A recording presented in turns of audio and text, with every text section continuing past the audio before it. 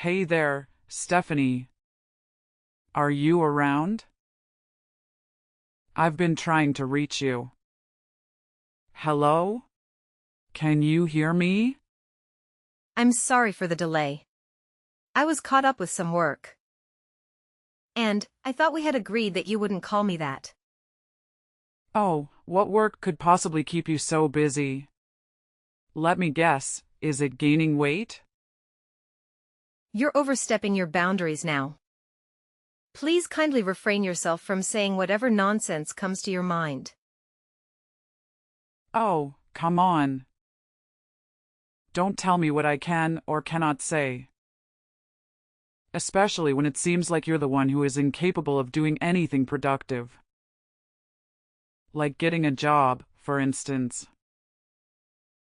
That's not true. Like I said, I'm working. What do you think I meant by that? Really? Working on what exactly? Lying around and stuffing your face with snacks?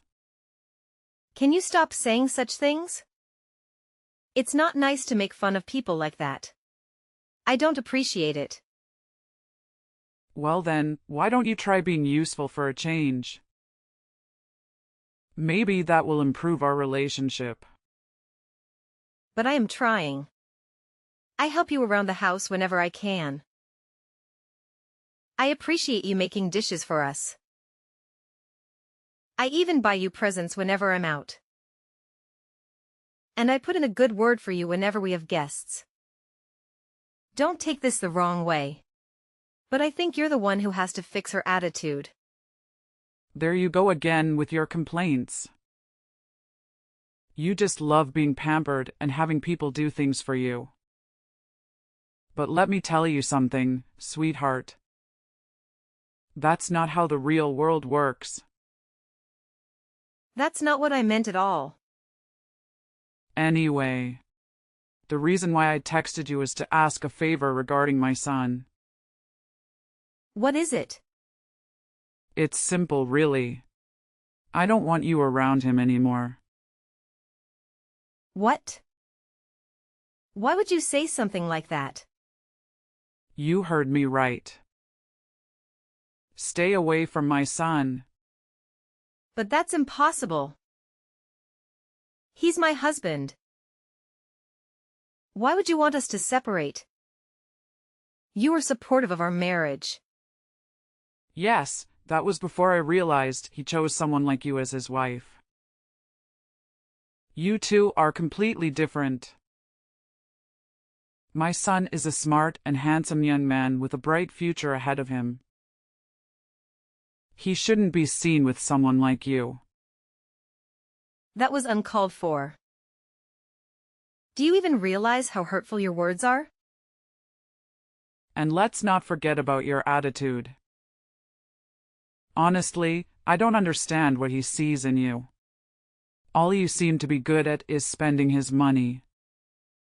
Excuse me? Yes, you heard me right. You're always out shopping and spending money left and right. Where do you even get the money from? You don't have a job, so it must be his money that you're spending. That's not true at all. The money is mine. Really now? Do you expect me to believe that lie? You don't even have a job. It's not a lie, Kimberly. I do have my own source of income. Couldn't you have found some other rich guy to leech off of? Why did it have to be my son? Let me guess. No one else wanted to spend even a penny on you, right? Thomas probably felt sorry for you and decided to help out, but you took advantage of his kindness. And now plan on living off his money for the rest of your life. That's not true at all. You can't just make assumptions about me like that. I'm not with him for his money. I married him because of who he is as a person. Thomas is an amazing guy and an even better husband. He means everything to me and I love him dearly. Well, we'll see how long that lasts once his bank account dries up. After that, I'm sure you'll leave him in no time flat. Do us all a favor and just end things with him already. He deserves someone better than you. That's ridiculous. There's no way I'm leaving him. But as far as moving out goes, don't worry about it because Thomas and I are planning on moving out next month anyway. Wait. What? Thomas didn't mention anything about moving out. Are you trying to steal my son away from me? You're the bitch. Ever since I moved in here, you've tried to make my life miserable. You keep looking down on me, call me names and mock me. This is no way to treat a human being. So I looked up and found a nice apartment we can live in. You wouldn't have to deal with me any longer. Are you happy now? I don't believe this. You really are trying to take him away from me. Mark my words, Stephanie. You will regret this. I'll make you pay. Several days later. Hey Stephanie, where are you? I've been trying to reach you. Hi Thomas, I'm currently at the library. What about you? Where are you? I'm at home right now. Really? That's unusual. You're usually not home this early. One guess I should wrap up here and head home as well. The sooner I get home, the sooner I can start preparing dinner for us. Actually, there's no need for that. Mom already prepared dinner for me. Speaking of Mom, she seemed quite upset today. Did something happen between the two of you? Oh, it's nothing serious. Just the usual disagreements. It seems like your mom still hasn't fully accepted me. Mom mentioned that you were out the whole day today. Is that true? Well, I wasn't gone for that long. And besides, I only come to the library occasionally. Listen, Stephanie, I've been doing some thinking and I don't think this is working out between us. We should consider getting a divorce. You understand what I'm saying, right? What? No, I don't understand at all. Why are you suddenly asking for a divorce? Because I don't love you anymore. What do you mean by that? Just last night you told me that BI was the light of your life. That was before I found out what happened. Why? What happened? This is all so sudden. Hang on, let me get back. We'll talk about this face to face when I get home. Okay? No, it's not okay. I've made up my mind and my decision is final. But why? As your wife, don't I deserve to know why you want a divorce? Because you're useless. You don't help around the house. You don't care for my mom. Hell, you don't even take care of yourself. Just look how much weight you've gained. You weren't this big when I married you. I'm trying my best to help your mother around the house, and you know it. I do the dishes, clean the kitchen, vacuum the house, volunteer to go shopping when no one else wants to. And yet, I still have to listen to her complain about me all day. I'm finding it difficult to manage my time and energy with all the household work and my personal work and everything. Yeah, right. Next you're gonna complain that I'm a bad husband.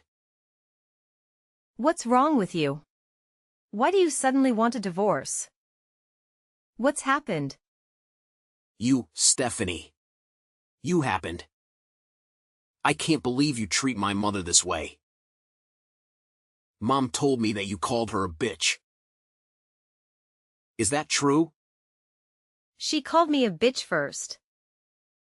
That's no excuse to disrespect your elders like that. Fine, I admit I shouldn't have said that. I was wrong. I'm sorry.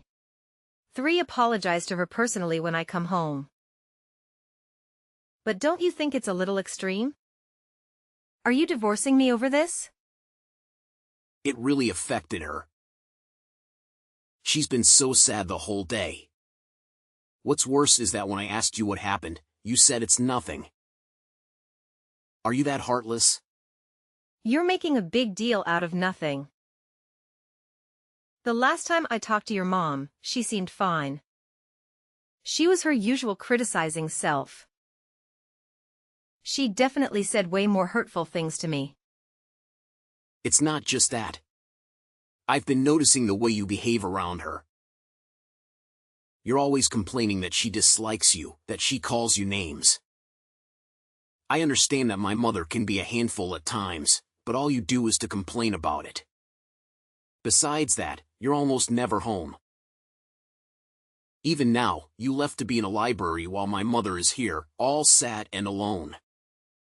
I can't have a selfish wife. You're supposed to take care of her when I'm not around. Selfish? Your mother has been breathing down my neck ever since we got married. She keeps insulting me and keeps arguing with me on everything. But you never take my side. You kept telling me that I shouldn't react to what she says. So, I come to the library to ease my mind. You didn't mind when I asked you to head to the library every now and then, so why is it a problem now? Because I feel you're always there. You're never home. How would you know? You're always at work. Mom told me. I see. And was it your mom who suggested you get divorced? Yes. We've been talking about it for a few days now. I don't appreciate how you talk back to her. Not to mention the tone you use with her. I've lectured you about this before, haven't I? But you just don't listen. If you can't change your attitude, then I don't think we can be together anymore. It's that simple. Are you even listening to me? I'm your wife. Why don't you ever hear my side of the story for a change? You always pick your mom over me. What did you expect? She's my mom. I can't say no to her. So, what she says becomes absolute. Is that it? Have you ever even seen how your mom treats me? That's enough. I won't let someone talk to my mother like that. What about me? I've been working my butt off to provide for the family. On top of that, I'm helping your mother with the housework. I tried to spend as much time with her as I possibly can. I've even tried to ignore her comments. But sometimes they really get to me, you know? At first, I was able to tolerate it, because I knew I had your support. But these days, it's like you're a completely different person.